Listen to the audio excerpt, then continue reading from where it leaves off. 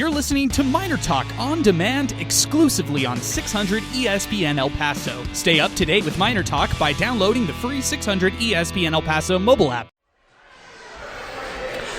All right, welcome in. It's another edition of MinerTalk presented by Jack in the Box. I'm Adrian Broaddus. Along with me is Alberto Reta. Sal Montes back at our River Oaks Property Schoolyard Sports Studios. We are on location at the Hotel del Norte. It is the 25 downtown Barstool Open. We've been here in downtown El Paso for the entire day, celebrating with all 100 teams of 4 playing in El Paso's biggest mini golf tournament out here. But we're talking UTEP basketball here on the show, and we're going to spend the next half hour or so doing this. 915-505-6009. If you want to weigh in on this one, let's get it started right now. 915-505-6009. We'll burn through calls, and we'll get to your takes immediately after this one right here. This is the third game in the last 4 matchups where the Miners just could not close out against their opponents in the final minutes. They had the opportunities in this one. You could look at the, Otis Frazier the third turnover down low. You could look at the inopportune pass. He was looking for Kevin Kalu down low and just couldn't find him.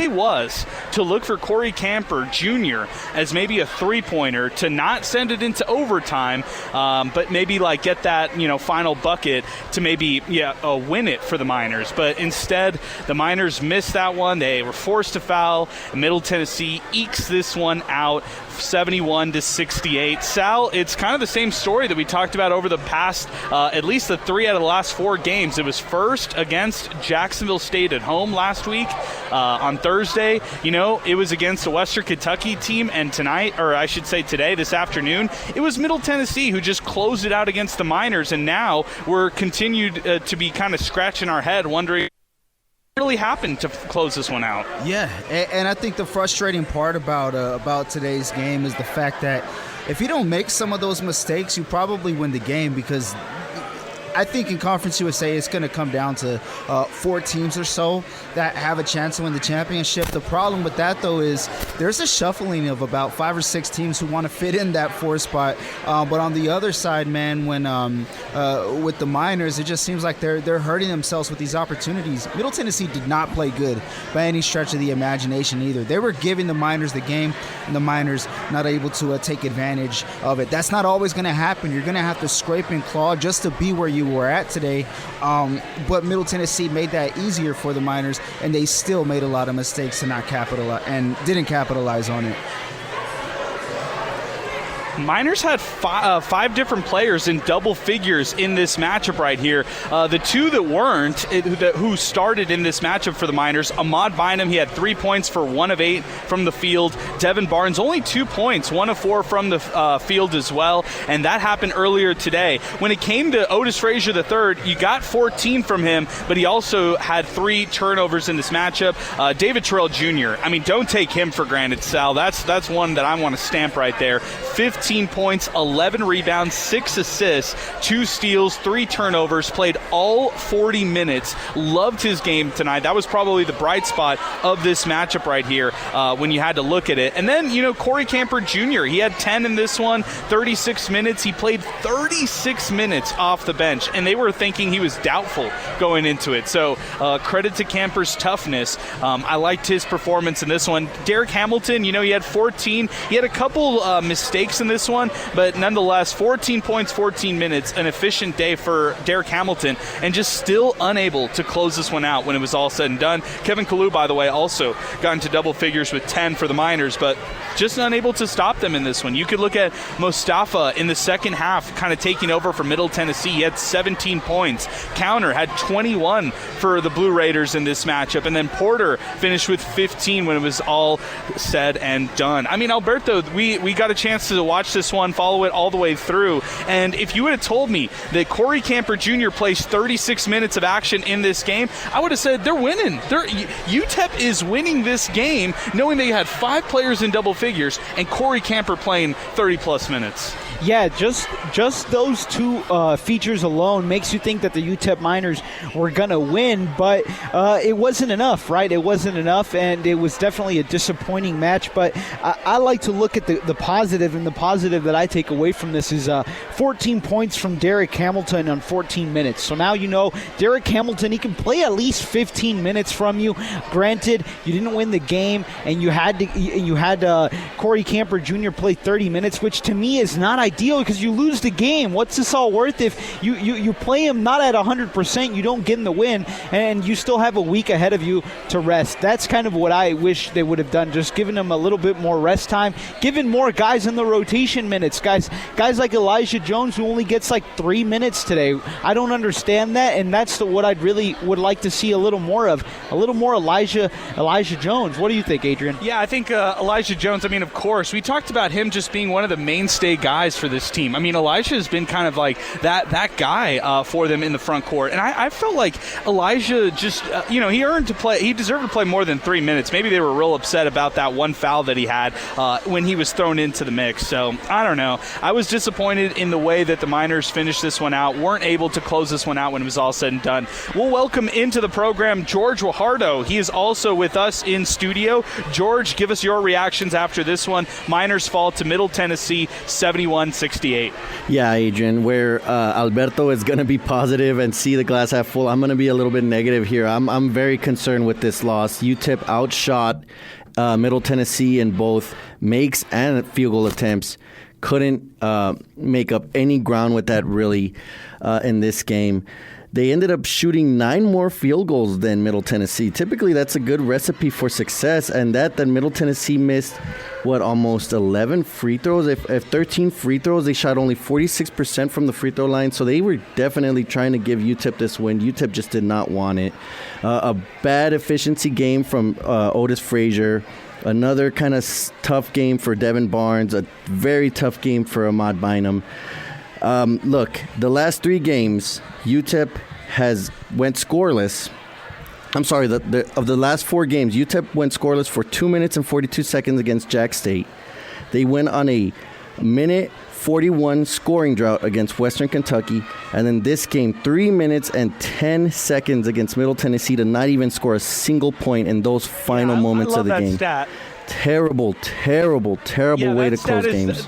That stat right there, George, is got to be the most important, most relevant stat that you're going to find right now when you talk about these 3 games in particular in the last 4 matchups. Just those scoring droughts to close out games. You'd feel better about the Miners closing these games out if they had some, offensive production where they're scoring late in these games. But that's the problem. The scoring droughts really hamper this team down the stretch. So if you want to talk about it, let's do it. 915-505-6009. That's our telephone number. We got a couple tweets to get to already, and we got a call to get to as well. 915-505-6009. That's our telephone number. Kurt is first with us on the phone lines. Kurt, good afternoon, man. What's going on?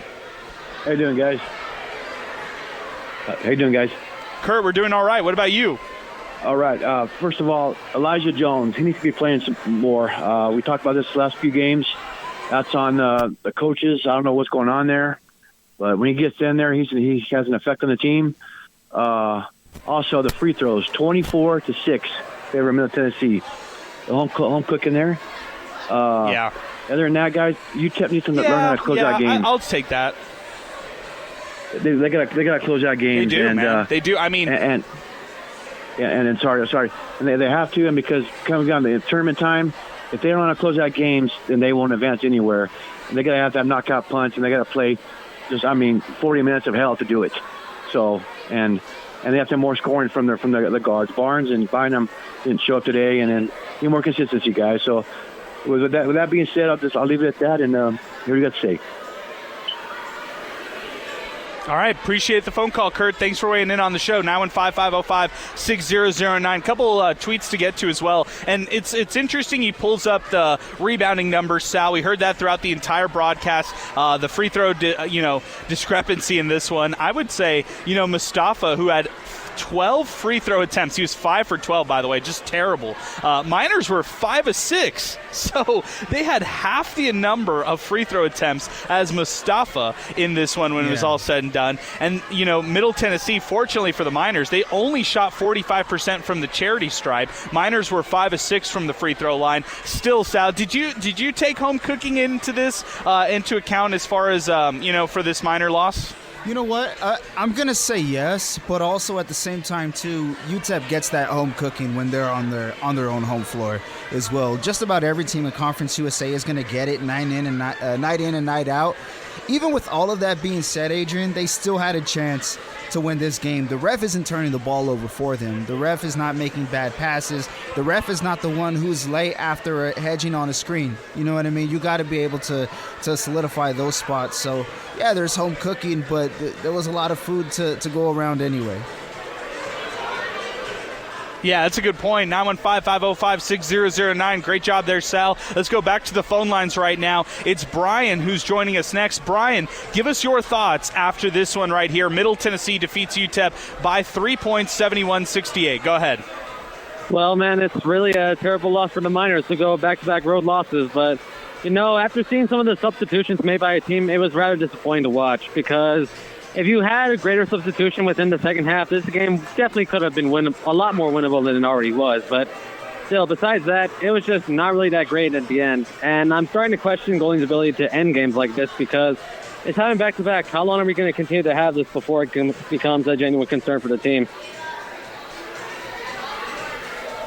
It's a good question, and I appreciate the phone call, Brian. Thank you for weighing in. The late game situations against Jacksonville State were frustrating. Last game against Western Kentucky, they lose 78-74. Then they lose to Middle Tennessee by 3, 71-68. There's an argument to say, hopefully they lose these close games now instead of losing them in the Conference USA tournament in Huntsville, Alabama. But at the same time, Alberto, there's the other side to it where you got to start winning some of these close games to put yourself into a position where you believe that you can actually close out these games when they're hanging in the balance.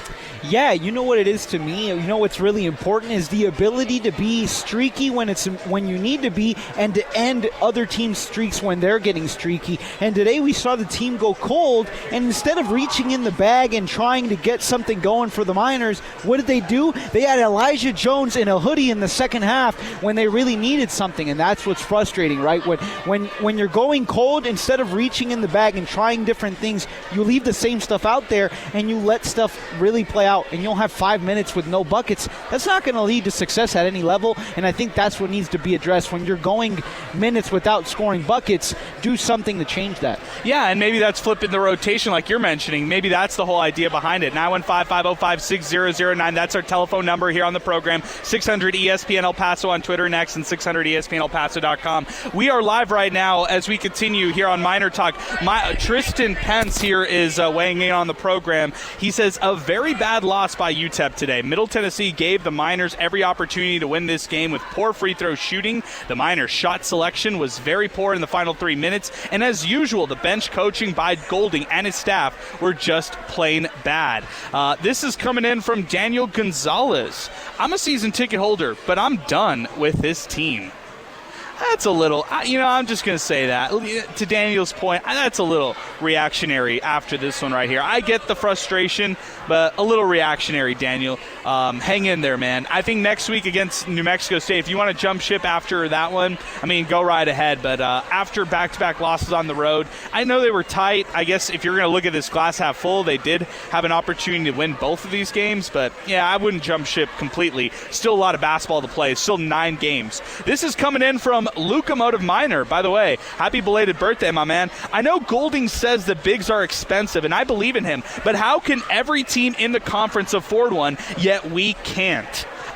Look, Locomotive Miner isn't wrong with this one right here. It's an interesting statement that he's actually saying right here. And, I would say to the bigs being expensive point, I know that UTEP has gone after guys in the transfer portal process and thrown some NIL that way to, try to attract some bigs coming their way.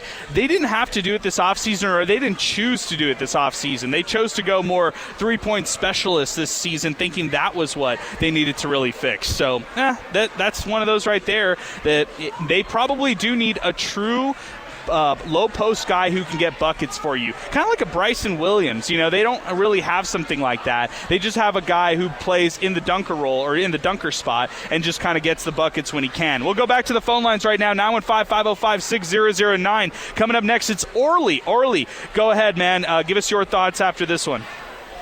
It's frustrating I've been following UTEP since the late 60s. You get these phone calls, the apologists for this. We've been hearing this for 4 years now. They can't finish games. They go every year. There's games where they go 4 or 5 minutes without scoring. It's a common occurrence with this team. Bottom line is, you got to look who's running the team. Nice guy, but I don't think he's going to. I think as we're getting ready to jump into a better conference, you better start looking at a better coaching staff, because the conference is going to get a little bit tougher now. If he can't win in Conference USA, how's he going to win in Mountain West when you're stepping up a level? That's my concern. It's frustrating. It's irritating. I understand. I mean, I don't want to hear about and Sal, you're right. Whoever said it. You've got discrepancies at home every game. Everybody's going to get home field. Don't complain about the officiating. You had opportunities. Didn't score for 3 minutes, whatever it was. The play selection, the call was 7 seconds to go. I just don't. They drew it up. It's just aggravating. Middle Tennessee's not that good, guys. This league is not that good, and we can't compete with them. That's what's frustrating. And as we go into the Mountain West, we got 1 year left. What are they going to put on their shirts this week? Are they going to put -28 for the loss to New Mexico State? Or that's going to be the new moniker this week? All we heard about was 10-31. Then they go into Western Kentucky and blow it. That's supposed to be their big game of the year, their payback. Didn't show up. It's not only it's coaching. It's also I just don't feel there's any pride in that team right now. That's how I feel. It's frustrating. Coming from a guy that's followed this team since the '60s, and yesterday someone called in that after I called in saying that we hadn't had a signature win. Yale's not a signature win, dude. When you're sitting there and it used to be Georgetown's, Indiana's, Michigan's, and Ohio State's and Alabama's every year on our schedule, and now our schedule's made up. Keep playing those Western New Mexico, Sol Ross. Awesome, Orly. Thank you so much, man. We appreciate your call. We got to move along, but a lot of interesting thoughts there from Orly. And I don't know if we have you guys still, but yeah, man, he's basically bringing it in, talking about how this team, I guess, is not necessarily living up to, I guess the traditions, which we know is hard to do. It's hard to win a championship every year, but Adrian, man, Orly just frustrated and a big, long-time Miner fan. Yeah, I mean, I understand his frustrations too, and I appreciate the phone call, Orly. Thanks for weighing in. I'll tell you this, a lot of Mountain West talk right there in that phone call. The best news of the day, this is the best news of the day. Like, forget the win or loss. If UTEP won, this still wouldn't have been, that wouldn't have been better than this news right here. This is coming in from Luke Fletcher. He says, I can confirm that the Mountain West and CBS Sports are currently in extension talks about a multi-year deal that will extend their television relationship through the 2032 season. It's massive news right there. I mean, there were people out there on Twitter and X, on social media, even who called in on this show, questioning the future TV deal, wondering, is this actually going to happen? Thinking, oh, this current CUSA is a better draw for TV revenue than the new look Mountain West. I'm happy that CBS Sports has a great deal and a great relationship with Gloria Nevarez, the new Mountain West commissioner. And of course, I mean, it makes a lot of sense. It's one of those things where I find Gloria Nevarez has a great relationship with TV partners like CBS. Judy McLeod, the Conference USA commissioner, fought to get UTEP in on things like ESPN Plus, fought to get UTEP into things like, CBS Sports Network on a one-off, or ESPNU for like a one-off and stuff like that. I mean, this was the same Conference USA that was like on Facebook Live and like on Stadium and stuff like that. Bro. So, Sal, the fact that they have the assurance to go to CBS Sports in the Mountain West, that's massive news. Yeah, and especially when exposure is one of the nice, how could I say, things that you can add, right, when it comes to recruiting for any sport. Like, hey, we're on national TV, your family can see you, this, that, and the third. Obviously, streaming is not on the exact same level of it. The streaming has gotten a lot better over the years, but just being on national TV alone is amazing in its own right. And guys can have more, how could I say, opportunities to get their highlights seen. It's easy to cut something and post it up online, but when people are watching it live, there's a lot quicker of a reaction, especially when it comes to these big time highlights. So it's huge for UTEP, man. Yeah. Not only that, but any team that can get a quote unquote promotion like this. Oh, no doubt about it. 915-505-6009. Jacob is next up with us here on the phone lines. Jacob, welcome aboard. Give us your thoughts after this game.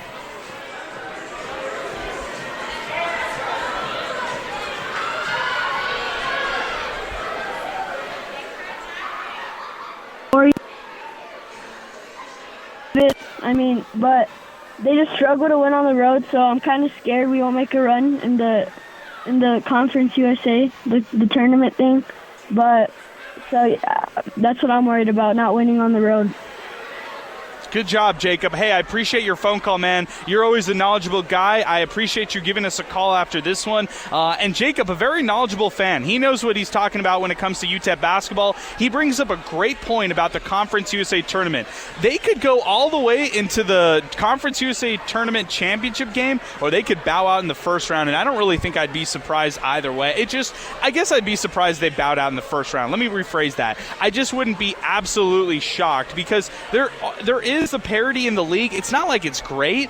It's just these teams can beat up on each other, and if you have a struggle in one given night, or if these games kind of hang in the balance and go all the way to the end, well, it's anybody's game. It's kind of a toss-up. It's a 50-50 finish when it's all said and done. Let's burn through more calls. Tom is next up with us, 915-505-6009. Tom, good afternoon, man. Give us your thoughts after UTEP fell to Middle Tennessee.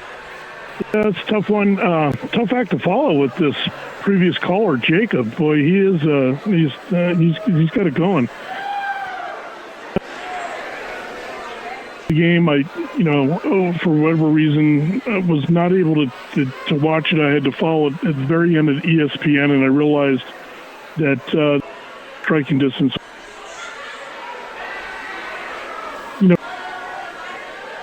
That team. We're not in the best conference. We're in very much a mid-major conference. But once again, the competition in this league, I think, has gone to the next level, but it's very, very tight, and the Miners are putting themselves in positions to win. No excuse. When you have an opportunity to win like this, you got to pull it out. But, it's not like they got blown out by 20 points or 17, where they were never in the game. I really think we need to appreciate the fact that these guys are battling day in and day out, and they're still in the mix here. The other thing, too, is I noticed in the Western Kentucky game, they announced the attendance, and I think it was like 3,000 people. We're complaining because we're getting 5,000 or 6,000 people, and I still think we should get 8,000 to 10,000 people in the stadium, because that would drive the program forward, not only monetarily, but when recruits would come in, they'd see the seriousness of the program and the city behind it. So I think everybody needs to kind of take a deep breath and give this team a chance to see what they can do with the rest of the season. Certainly continue to improve going into the conference tournament. And your thoughts on that? Good stuff, Tom. I appreciate your phone call. There's a lot to unpack there. Number one, CUSA in attendance is an absolute joke. I agree with you with what you're saying. It's like, you look at some of these other conferences, UTEP fans get a little mad about how the fans don't show up at times to their games. Well, yeah, I get it, but like at the same time, kind of like what you're saying, you look across the league, no one's showing up to any of these games, and that's it's more of a reflection of CUSA than it is what UTEP fans, in my opinion. I think UTEP has to hold themselves to a high standard, like you're saying. All right, shoot for a 8,000 mark for fan attendance and stuff like that in the future, because in the Mountain West, that's the standard that will be out there for UTEP, and that's just the reality right there. Guys, let's move along. I appreciate the phone call there from Tom. I like it a lot. Let's get to a couple final tweets, final thoughts here from all of us, and then we're going to wrap this one up here on the program. Some guy, Chris, our pal, he tweets into the program, last two games in the final 3 minutes. Miners were 2 for 12 12, 16% from the floor, 1 for 6 from beyond the arc at three-point percentage, 16%, 4 turnovers, 1 technical with the no timeout. That was last game, and they've been outscored 15-6. They led with 3:06 left against Western Kentucky, tied with 2:30 left versus Middle Tennessee. First back-to-back losses of the season for the Miners, right? Chris on Twitter next. And that's just, the reality right there of this team. Guys, let's ping around the room. Let's go around just to final thoughts as the Miners head into a crucial Battle of I-10 week. They're going to have basically an entire week off before they have to take on the Aggies in Las Cruces out at the Pan Am Center. So, George, we'll start with you, then we'll go to Sal, and then I'll wrap it up here with Alberto, and then we'll close it out here with some awards here on MinerTalk as we wrap this one up.